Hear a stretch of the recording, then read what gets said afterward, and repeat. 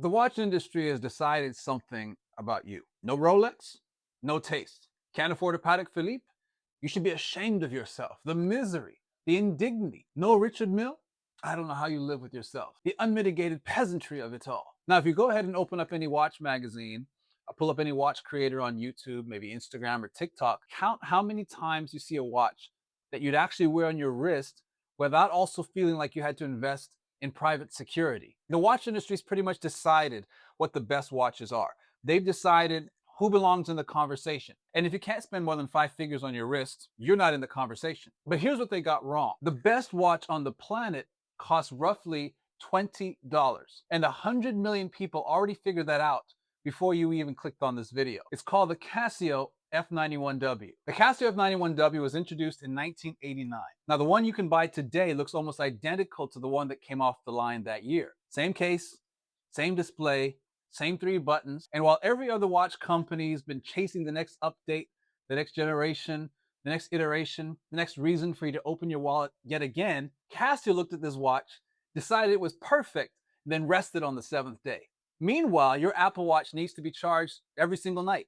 Miss a charge, and you're just wearing a dead screen on your wrist by 2 in the afternoon. And every 2 years, they'll remind you that the model you bought is now outdated and there's a newer one that you actually need to get. The Casio F91W runs for 7 years on a battery that costs literally 50 cents. 7 years before you even have to think about it again. It sits at 35 millimeters wide, 8.5 millimeters thin, and 21 grams on your wrist. You'll genuinely forget that it's even there, which sounds like a small thing until you realize how often your Apple Watch is actually reminding you it even exists. So what does it do? Time, date, alarm, stopwatch is accurate to 1/100th of a second. Oh, and it has this little backlight kind of thing going on, so you don't have to struggle to see what time it is in the dark, theoretically.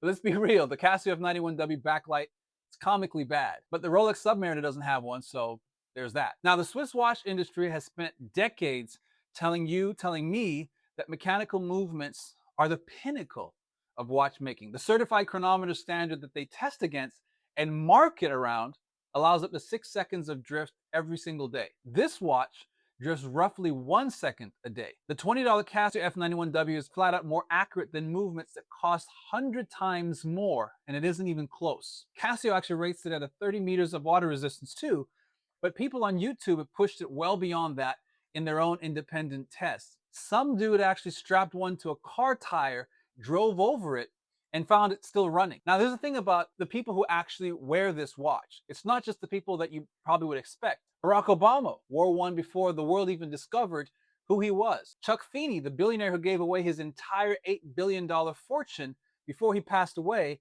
wore the Casio F91W his entire life. Chung In-soon, chairman of Hyundai Motor Group, wore a Casio F91W. Soldiers on the battlefield, students, athletes. It's shown up on the wrists of actors, musicians, characters in more films than anyone's even bothered to count at this point. This watch doesn't try to tell the world what tax bracket they should think that you're in. It just does what you can count on it to do. Tell the time. And it's become an icon because of that. Casio has actually sold over 100 million of these little watches. They're still moving over 3 million every single year. And yet, if you pulled up the last 50 videos from the biggest watch content creators, influencers, whatever they're called nowadays, you probably won't see a single mention of this watch. The most purchased watch on the planet, and the people who actually talk nonstop about watches online publicly act like it doesn't even exist. And to understand why, you need to know what happened to the watch industry in 1969. It's Christmas Day, 1969, and somewhere in Switzerland, a watch executive is about to have the worst holiday of his entire life. Seiko, a Japanese company the Swiss had spent decades dismissing, has just put a watch on sale in a Tokyo department store.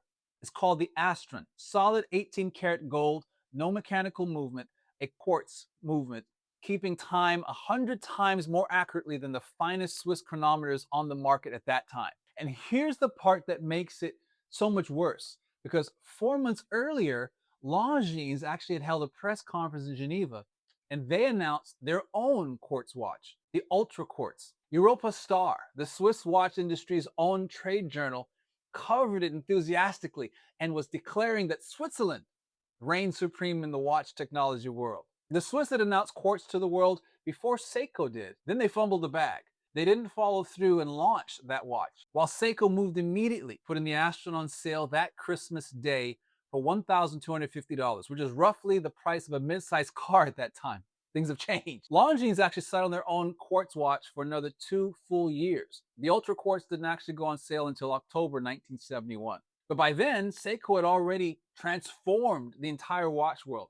Meanwhile, other Swiss watchmakers were they weren't standing still. They were trying to figure out what to do, and several of the most prestigious names in the industry had actually launched their own quartz watches using a Swiss-made movement called the Beta 21. So Rolex, Patek Philippe, IWC, Omega, all of them launched quartz timepieces. All of them were trying to compete, but it wasn't enough. The Japanese could make quartz watches faster, cheaper, and at a scale the Swiss just couldn't match. By the early 1980s, the Swiss watch industry had lost 2/3 of its entire workforce.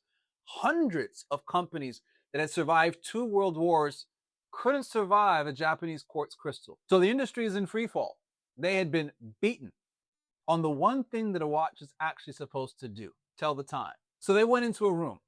They made a decision that had absolutely nothing to do with watchmaking and everything to do with survival. And what they decided in that room wasn't a product decision, it was a survival strategy. It ended up being wildly successful and actually ran in 3 steps. Step 1, use quartz to survive quietly. In March 1983, the Swiss launched something nobody saw coming, a cheap plastic colorful quartz watch priced just around $50. The Swatch. It sold over 1 million units in its first year and kept the lights on all across the entire Swiss watch industry. The same industry that would spend the following decades telling all of us that quartz was inferior was actually using quartz to pay its own bills. Step 2, rebuild the hierarchy. And here's where the Swiss showed just how good they really were at what they do.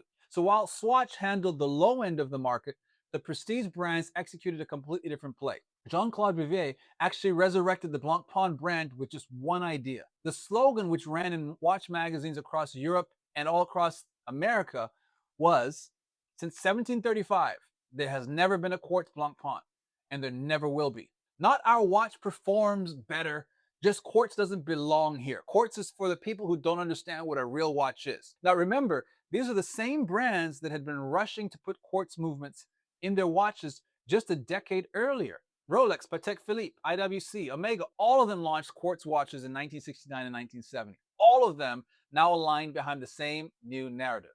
A real watch is mechanical. Quartz is for the people who don't know any better, for common folk. And it worked spectacularly. By the 1990s, the Swiss watch industry had not only survived, it had repositioned mechanical watchmaking as a luxury art form. It rebuilt its prestige brands into global powerhouses and convinced an entire generation of consumers that the technology that they all had enthusiastically embraced in 1969 was inferior. In October 2021, Michael Benavente, the managing director of Bulova, gave an interview to the publication A Collected Man, and he actually described exactly what happened. It's propaganda. When people asked why they were spending on a mechanical watch, the Swiss watch industry responded by pushing the idea that a quartz movement was cheap and unimpressive. So here's step 3. Control who tells the story. The machine that carried this narrative wasn't social media back then. It actually ran through the watch magazines like Europa Star, which dedicated page after page after page to Swiss mechanical heritage. It ran through authorized dealer networks, where the brands controlled which watches sat behind the glass and which stories got told to customers. It ran through luxury advertising campaigns that spent decades telling me that a real watch has a mechanical movement. So decade after decade after decade after decade, the same story through different channels until it stopped feeling like a strategy and started feeling more like the truth. That machine is still running today. The channels, they've changed, obviously, but the story hasn't. And here's where it gets interesting. Right in the middle of all this, in 1989, 6 years after the Swatch was launched, 20 years after the quartz crisis, Casio released a $20 watch that would become a global sensation. Zero luxury advertising, no authorized dealer network, no heritage story, no wait lists, no magazine coverage like what you saw with Rolex and all the other brands, just a $20 watch that took the world by storm. It showed up in films, on the wrists of presidents, on rebels, on billionaires, and everyone else in between. And not because anyone told them that this was some kind of holy grail worthy of desire, but because it actually earned its own way onto the wrists of people from all different walks of life. So while the Swiss were mastering building a narrative, the F91W was building an IRL track record. 100 million people and counting responded to that track record. Now, before I wrap this up, I want to be clear about something. This video is not an attack on the Swiss watch industry. What they did after the quartz crisis was one of the most remarkable turnarounds in the history of consumer products. Point blank, period. They took a near-death experience, rebuilt their entire value proposition from the ground up, and then convinced the world that the thing that had nearly destroyed them was actually inferior.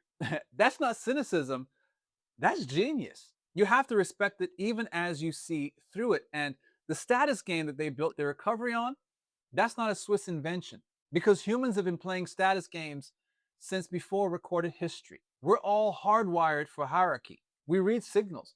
We measure ourselves against the people around us. A Rolex on the wrist of the right person in the right room generally can do what it promises. It positions them because that game is real.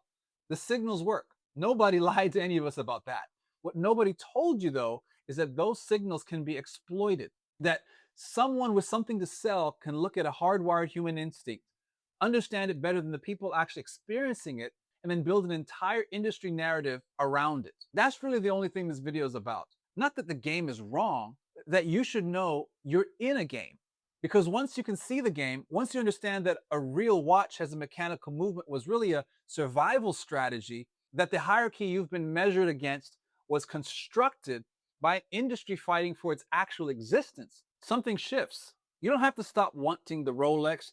You don't have to stop appreciating what a Patek Philippe actually represents, but you stop accepting someone else's rules as the only rules. And that's where the F91W becomes so interesting, because the person who chooses this watch and could actually spend thousands more is playing a different kind of status game. They're playing a different version of it. One where the actual signal isn't about spending power, it's something harder to fake. The confidence of someone who has looked at the hierarchy, understood exactly how it was built, and then said, you know what?